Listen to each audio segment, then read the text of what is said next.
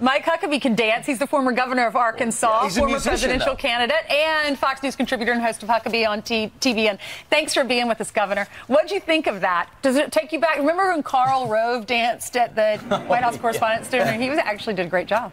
What do you think? Yeah, you know, and the trouble is Karl Rove remembers it too, and the rest of the country. When I saw Theresa May do that, and I saw it, the only thing I could think of was that I can't unsee that. And I think now she's going to be known, instead of Theresa May, it's going to be Theresa May not.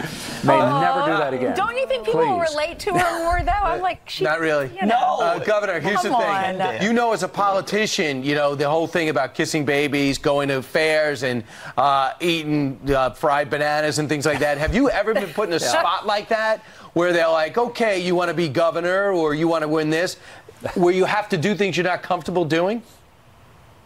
You're asking me if I've ever done some really dumb things, and the answer is yes. And all I can do is hope that they were not recorded on video, because it may have happened before everybody had a video camera on their cell phone. Please, God, let it not be that some of those you're a things musician. You have rhythm. All right, let's talk about what Bruce Orr said. We're starting to get some words, information about what was said behind closed doors. And it turns out the man that worked for the Department of Justice, whose wife worked for Fusion GPS, who seemed to be in regular contact with Christopher Steele, was also in regular contact with a lot of people, including the FBI, including Weissman, who ends up being, in the future, ends up being one of the key henchmen for Robert Mueller. Bruce Orr was in the middle. He was the hub of all this.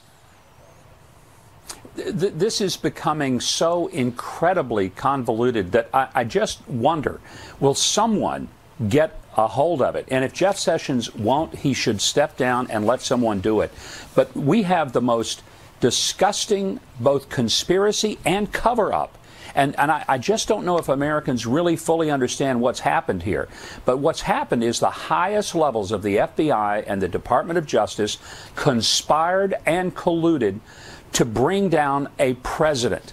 Think about that for a moment. The highest levels of government. These weren't political operatives. These weren't people from the DNC. They conspired with people from the DNC. They used money that the DNC and Hillary supplied. These were our taxpayer-funded government officials who were trying to bring down an elected president in our own country. And if somebody doesn't hold them accountable for this, if we don't unravel it, and if some of those smug, arrogant people sitting on the other networks this morning around their little tables talking about the president and dismissing him, if they don't open their eyes and see what's happening, we've lost our country. I know that sounds melodramatic, but I'm telling you, it is that serious. Governor, it truly is. Who holds them accountable? You use the right word, convoluted.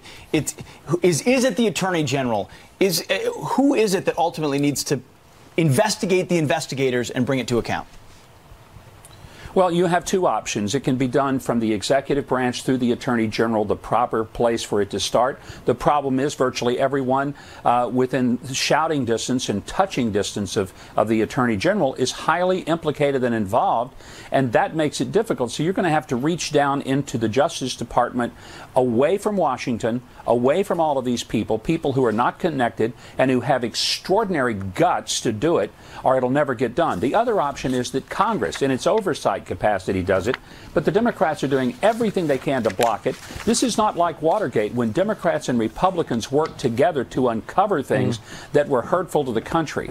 These are people in the Democratic Party leadership that are only wanting to protect the Democrats and protect the people who conspired and covered up, and they don't want to uncover criminal activity, and that is a real threat. When I hear people say, you know, something Donald Trump tweeted is a threat to our democracy, the nonsense. It's a tweet.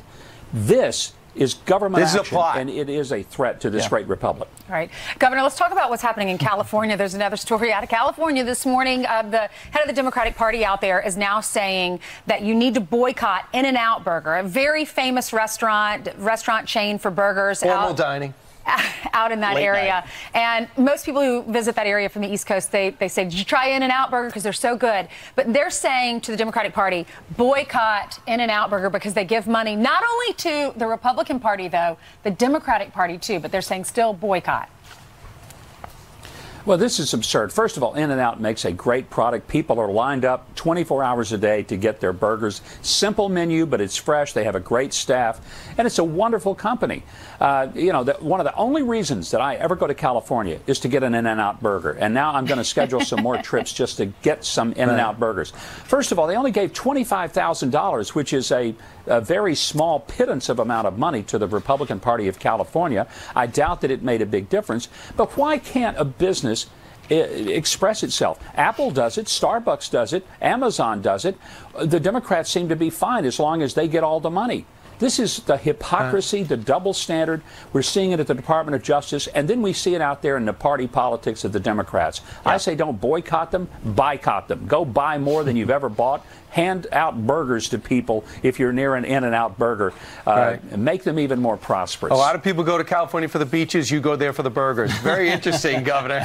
And it shows. That's not true. Governor, thanks so much. Governor. Appreciate it. All right, let's hand it over to Jillian. Great to be with you. Great to see you.